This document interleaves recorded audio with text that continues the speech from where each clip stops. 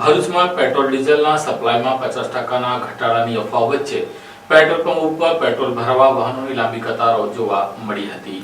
Iran અને Israel વચ્ચે યુદ્ધના 24મા દિવસે ખાડી દેશોમાં સ્થિતિ વધુ તંગ બની રહી છે અને યુદ્ધ હજુ લંબાઈ શકે તેવી શક્યતા છે। તેવામાં પશ્ચિમ એશિયામાં સંઘર્ષની પરિસ્થિતિ પર પીએમ મોદીએ પહેલીવાર સંસદમાં સંબોધન કર્યું હતું। પીએમએ કહ્યું કે સરકાર દેશમાં તેલ અને ગેસ સંકટને રોકવાનો પ્રયાસ કરી રહી છે। આ માટે સરકાર હવે 27 દેશોને બદલે 41 દેશોમાંથી આયાત કરી રહ્યા છે અને લોકોને સાથ સહકાર આપવા પણ અપીલ કરી છે। ભરૂચમાં પેટ્રોલ અને ડીઝલના સપ્લાય 50% સુધી ઘટ્યો હોવાની વાતો વચ્ચે આજે કેટલાક પેટ્રોલ પંપ પર પેટ્રોલ ડીઝલ ખતમ થઈ ગયું હોવાના બોર્ડ લગાડતાની સાથે જ વાહન ચાલકો અસમંજસની સ્થિતિમાં મુકાયા। શહેરમાં કાર્યરત પેટ્રોલ પંપ પર પોતાના વાહનો લઈને રિફિલિંગ કરાવવા એક જ સાથે કતારબંધ વાહનો પહોંચી જતા લોકોમાં એક સમય માટે પેનિક સિચ્યુએશન થઈ હતી। ભરૂચના પૂર્વ ધારાસભ્ય દુષ્યંત પટેલના જણાવ્યા મુજબ યુદ્ધની સ્થિતિ વચ્ચે ભારતમાં પેટ્રોલ ડીઝલ અને ઓઇલની અછત સર્જાશે તેવી વાતો ફરતી થતા અને શહેરના માર્કેટ સાઇડના પેટ્રોલ પંપ પર પેટ્રોલ નથીના બોર્ડ લાગતા લોકોએ કાર્યરત તેમના પેટ્રોલ ડીઝલ પુરાવા કતારો લગાવી હતી। તેમણે ઉમેર્યું હતું કે પેટ્રોલ ડીઝલની અછત છે એ થશે તે અફવા પર ધ્યાન આપવું ન જોઈએ। લોકોએ જરૂરિયાત મુજબ જ પેટ્રોલ ડીઝલ ભરાવવું જોઈએ। અત્રે ઉલ્લેખનીય છે કે ઈરાન ઇઝરાયલ યુદ્ધ વચ્ચે અને તાજેતરમાં એનર્જી પ્લાન્ટ પર થયેલા હુમલાથી ક્રૂડ સપ્લાયને અસર પડી છે। જો કે યુદ્ધ જો લંબાય તો તેની સીધી અસર વિશ્વના દેશો પર પણ થશે।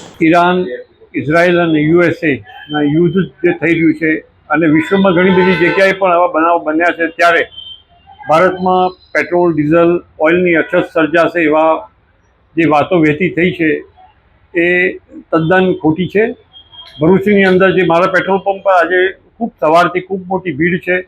પૂછપરછ કરતાં જાણવા એ મળ્યું કે ભરૂચ સિટીની અંદર જે માર્કેટ સાઇડના 2 પેટ્રોલ પંપ પર પેટ્રોલ ડીઝલ ન હોવાના કારણે લોકો પેનિક થયા છે ને ધસારો કરી રહ્યા છે। મારે ભરૂચની જનતાને વિનંતી કરવાની છે કે કોઈ આ પ્રકારની અછત છે નહીં, પેટ્રોલ મળે છે અને જેટલું જોઈએ એટલું, જેટલી સ્કૂટરની ટેન્કની અંદર કે કારની અંદર જે જોઈએ છે એ જેટલું જોઈએ એટલું મળે છે। ખાલી આગ્રહ એનો છે કે કોઈ પણ જાતનું સંગ્રહ ના કરે અને પેનિક અને અફવાઓથી દૂર રહે।